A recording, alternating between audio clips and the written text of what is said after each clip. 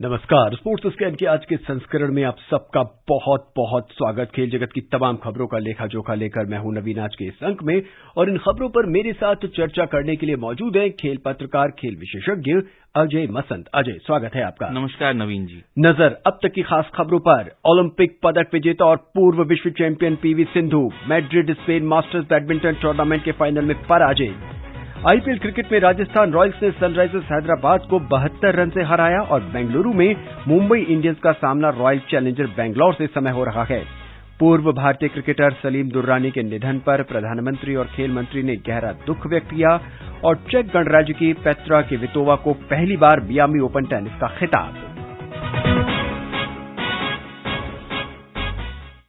Sports scan में सबसे पहले बात बैडमिंटन की। बैडमिंटन में 2 बार के ओलंपिक पदक विजेता और पूर्व विश्व champion PV Sindhu Madrid Spain masters badminton tournament के फाइनल में हार गई हैं। फाइनल में आज सिंधु को इंडोनेशिया की ग्रेगोरिया मारिस्का तुंजुंग ने लगातार गेम में 21-8, 21-8 से पराजित किया। अजय, 21-8, 21-8 एक ऐसा स्कोर है जिसे हम कम से कम पीवी सिंधु के स्कोर कार्ड में नहीं देखना चाहते। 2 टाइम ओलंपिक मेडलिस्ट से तो ये बिल्कुल उम्मीद नहीं है, और अभी क्योंकि उनका एक्चुअली परफॉर्मेंस काफी डिप किया है आफ्टर द कॉमनवेल्थ गेम्स, जहां इन्होंने गोल्ड मेडल जीता था बर्मिंघम में। उसके बाद से एक्चुअली इनको इंजरी हो गई थी, हील इंजरी थी, फ्रैक्चर था हील में, जिसके चलते वो 5 महीने तक वो उनको बेसिकली रेस्ट करना पड़ा और रिकवरी। और जब भी ऐसा होता है ना कि जब एक बैडमिंटन एक एथलीट होता है, जब पीक फॉर्म में खेल रहा होता है, उसके बाद 5-6 महीने का हाइटस आ जाता है, गैप आ जाता है, उसके बाद फिर से उनकी रिहैबिलिटेशन और रिकवरी शुरू होती है, जिसके चलते फिर काफी परफॉर्मेंस में डिप आता है। और ऑफ कोर्स आप कोर्ट पे नहीं है, आप कंपीट नहीं कर रहे हैं, और उनका स्पेशली उनके कोच भी चेंज हुई during the course of this period. तो ये सब अगर हम देखें तो इन सब का एक मिला जुला एक परफॉर्मेंस पे बहुत बड़ा असर आया है पीवी सिंधु पे। आपने देखा ऑल इंग्लैंड भी नहीं बहुत अच्छा प्रदर्शन नहीं कर पाई। उसके अलावा जो है अभी स्विस ओपन हुआ था, वहां पे she was the defending champion, वहां पे भी she couldn't perform very well. यहाँ पे डेफिनेटली फाइनल में जरूर पहुंची, लेकिन आपको ये भी देखना चाहिए था ये मैड्रिड की फील्ड कैसी थी। कोई फील्ड में बहुत अच्छे टॉप के बहुत बड़े बड़े दिग्गज प्लेयर्स नहीं थे। और कमाल की बात तो यह है कि पीवी सिंधु इस प्लेयर को, इंडोनेशियन प्लेयर जो अब वर्ल्ड नंबर 12 रैंक्ड है, उसको इन्होंने 7 बार पहले हराया है, और ये पहली जो जीत है इस इंडोनेशियन प्लेयर को मिली है अगेंस्ट पीवी सिंधु। तो मैं कहीं ना कहीं ये समझूंगा कि ये 21-28 की जो हार है बहुत ही एक डिप्रेसिंग हार है। एंड क्योंकि अब ओलंपिक क्वालिफिकेशन ईयर है, अब कुछ ही समय में जो है पेरिस ओलंपिक के लिए क्वालिफिकेशन ईयर स्टार्ट हो जाएगा। उससे पहले पीवी सिंधु और काफी सारे जो इंडिया के बैडमिंटन प्लेयर्स हैं, उनको अपना परफॉर्मेंस को एक डिफरेंट लेवल पे ले जाना पड़ेगा to qualify for the Olympics. और अगर पीवी सिंधु एक तीसरा मेडल भी अगर ओलंपिक्स में अर्जित करना चाहती है, हैट्रिक ऑफ मेडल्स, तो डेफिनेटली उनको अपना परफॉर्मेंस बहुत ही अप करना पड़ेगा, नहीं तो काफी डिसमल रहेगा ये पूरा सीजन। अच्छा, due course of a time PV Sindhu के साथ जिस तरह की प्रॉब्लम आपने डिस्कस की, ये स्विस में भी नजर आया, इस टूर्नामेंट में भी नजर आया, लेकिन उससे उनकी खेल प्रतिभा पे कुछ खास सारे टूर्नामेंटों पे ही नजर आया। ये एक अपने आप में विचित्र सी बात है, एक अजीब सी बात है। देखिए, वो मैंने जैसे कहा ना नवीन जी की अपना उनका जो इंजरी के बाद जो रिकवरी फेज होती है वो काफी टफ होती है। उसके अलावा उन्होंने अपनी कोच को भी बदला है। तो देखिए, जहां पे compete कर रही हैं और एक के बाद एक टूर्नामेंट आते जा रहे हैं, तो एक जो रेस्ट मिलता है बिटवीन टूर्नामेंट्स वो नहीं मिल पा रहा है एक तो। और दूसरी बात यह है कि जो अपने आयरन आउट फ्लॉस करने, जो उनको फ्लॉस को आयरन आउट करने का टाइम नहीं मिल पा रहा है, क्योंकि कंपटीशन के बाद कंपटीशन, आप देखिए ऑल इंग्लैंड, उसके बाद उससे पहले भी 2-3 टूर्नामेंट्स हुए, उसके बाद ये भी टूर्नामेंट आया, तो लगातार 4-5 टूर्नामेंट इंटरनेशनल टूर्नामेंट्स खेलने के बाद तो एक टाइम उनको नहीं मिल पा रहा है कि कहीं पे जाके अपने परफॉर्मेंस में फ्लॉस देखें, उनका कोच उनके साथ वर्क करे और उनको बताए कि यहाँ प्रॉब्लम आ रही है, जिसके चलते वो इंप्रूव करें, अगले टूर्नामेंट में भाग लें। अजय, पिछले कुछ मैचों की बात करें, इस टूर्नामेंट से भी पहले जो बेहतर टूर्नामेंट है जिसमें इन्होंने जीत हासिल की, इनका नेट के आगे जो खेल है वो लगातार it's a big flaws for this. जी हाँ, वो डिस्पाइट द फैक्ट दैट उनकी height she is very tall, around 5 feet 10-11 की उनकी हाइट है, उसके बावजूद भी डेफिनेटली ये प्लेयर ऑफ सच स्टेचर उनको नेट पे जो उनको जो ड्रिबलिंग जो होती है वो नहीं कर पाती। कैरोलिना मरीन के साथ भी काफी सारे जो स्पेन की दिग्गज खिलाड़ी रही और ओलंपिक मेडलिस्ट हैं, उनके अगेंस्ट भी वर्ल्ड चैंपियन भी रही हैं। तो एक जो नेट के सामने जो इनका पूरा करियर में इनका जो रहा है कि एक प्रॉब्लम रही है। ऑल्दो वो स्मैश में बहुत अच्छी हैं और वो पीछे से भी बहुत अच्छा टॉस भी बहुत अच्छा करती हैं, क्लियर भी करती हैं और उनकी जो साइड लाइन्स है उनको भी बहुत अच्छा माप लेती हैं। लेकिन ये नेट की प्रॉब्लम इनकी एक, मैं तो कहूंगा कि वो पूरे करियर में जो है, जैसे हॉकी में इंडिया के जो पेनल्टी कॉर्नर का इशू रहता है, उनके साथ ये एक इशू बना हुआ है। अजय, ये बात तो पीवी सिंधु की हुई। अगर पूरी की पूरी बैडमिंटन टीम की हम बात करें, बैडमिंटन प्लेयर्स की बात करें, जिसमें श्रीकांत है, जिसमें लक्ष्य सेन है, जिसमें सात्विक साईराज है, ये जो पूरी की पूरी टीम है वो पिछले कुछ महीनों से बेहतर प्रदर्शन नहीं कर रही है। सिर्फ स्विस ओपन को छोड़ दे, अगर डबल्स में देखिए टूर्नामेंट का जो अपना जो थॉमस कप के बाद जो मैं देख रहा हूँ, थॉमस कप में जो इंडिया ने जीत हासिल करी, सारे के सारे अच्छे, एच प्रणॉय हो गए, लक्ष्य सेन हो गए, इन्होंने सबने अच्छा परफॉर्मेंस दिया। उसके बाद से ही देखिए जब से लौटे हैं तब से कोई इंडिविजुअल परफॉर्मेंस में किसी का भी अच्छा नहीं आ रहा है। एंड मतलब समझ में नहीं आ रहा है कि ये रीजन क्या हो सकता है कोचिंग का इशू है, हो सकता है वो अपने जो है उनको एक प्रॉपर गाइडेंस नहीं मिल रही है कोच से, या अपना एक प्लान नहीं कर पा रहे हैं अपने शेड्यूल को। लेकिन somehow Indian badminton is going deep down, I would say. Badminton के बाद अब बात आईपीएल क्रिकेट की। आईपीएल क्रिकेट में राजस्थान रॉयल्स ने सनराइजर्स हैदराबाद को 72 रन से हरा दिया है। ये आज सुपर संडे का पहला मैच था। राजस्थान रॉयल्स ने 204 रन के लक्ष्य के जवाब में सनराइजर्स हैदराबाद की जो टीम थी वो 20 ओवर में 8 विकेट पर 131 रन ही बना सकी। इससे पहले राजस्थान रॉयल्स ने 20 ओवर में 5 विकेट पर 203 रन बनाए थे। और इस समय बेंगलुरु में मुंबई इंडियंस का सामना रॉयल चैलेंजर बेंगलौर से हो रहा है। ताजा समाचार ये है कि मुंबई इंडियंस की जो टीम है वो 76 रन बना चुकी है, 4 विकेट उनके गिर चुके हैं। इससे पहले राजस्थान रॉयल चैलेंजर्स बेंगलौर ने टॉस जीता और गेंदबाजी करने का फैसला किया। पहले मैच की बात करते हैं।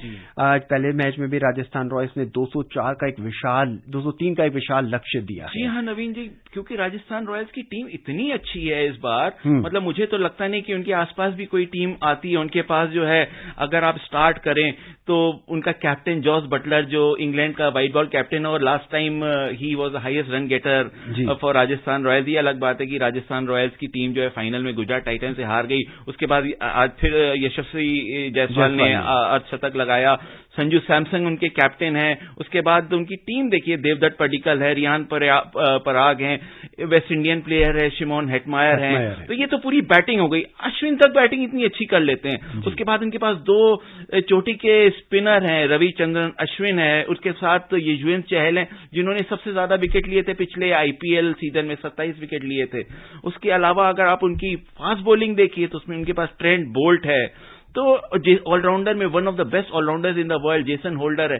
तो उनको और क्या चाहिए, मतलब इस टीम को हराना किसी भी टीम के लिए। और सनराइजर हैदराबाद की टीम के पास देखिए मयंक अग्रवाल और अभिषेक शर्मा। मयंक अग्रवाल का परफॉर्मेंस जो है, आपने ईरानी कप भी देखा होगा, कितना उनसे उम्मीदें थी कि वो ईरानी कप में अच्छा प्रदर्शन करके जो ओडीआई वर्ल्ड कप हो रहा है उसमें जगह अपनी बनाएंगे। वहां पे भी उनका प्रदर्शन बहुत खराब रहा।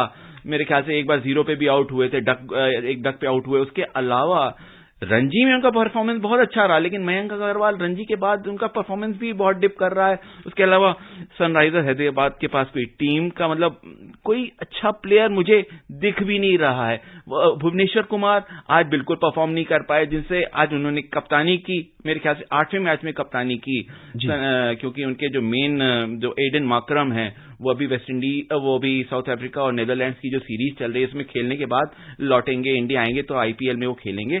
लेकिन जब भुवनेश्वर कुमार की कप्तानी में भी कुछ बहुत अच्छा मजा नहीं आया आज।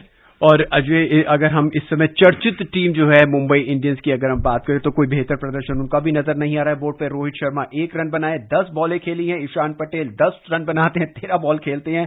कैमरून ग्रीन 5 रन और सूर्य कुमार लगातार, अगर इसे फेलियर ही कहेंगे, हैट्रिक वो कर चुके हैं अभी पिछली सीरीज के अंदर। आज भी सिर्फ 15 रन बोर्ड पर लगा। देखिए सूर्य कुमार यादव को हम लोग फिर भी अंडर एस्टिमेट नहीं कर सकते। वो T20I player of the year रहे हैं और बहुत ही बढ़िया क्रिकेटर हैं T20 के। उनका परफॉर्मेंस तो आप देखिए पूरे साल में, पिछले साल इतना अच्छा परफॉर्मेंस रहा, इस साल भी जो T20s खेले उसमें भी बहुत अच्छा परफॉर्मेंस रहा। हम लोग उनको डिस्काउंट नहीं कर सकते। ये अलग बात है कि 15 रन पे डेफिनेटली आउट हो गए, लेकिन we expect a lot from Surya Kumar during the course of the IPL. Cricket की दुनिया में आज भारत को एक बहुत बड़ा झटका लगा जब पूर्व भारतीय क्रिकेटर सलीम अजीज दुर्रानी का आज सुबह गुजरात के जामनगर में निधन हो गया। 88 वर्ष के थे, कुछ दिनों से बीमार थे। भारत के लिए श्री दुर्रानी ने 29 टेस्ट मैच में 25.04 की औसत से 1202 रन बनाए और 75 विकेट लिए। प्रधानमंत्री नरेंद्र मोदी ने श्री दुर्रानी के निधन पर दुख व्यक्त किया है।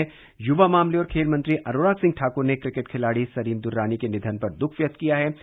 हमने पत्रकार राकेश थपलियाल से बातचीत की आकाशवाणी ने, और उन्होंने अपने संस्मरण हमारे साथ कुछ यूं साझा किए सलीम दुर्रानी जी के साथ।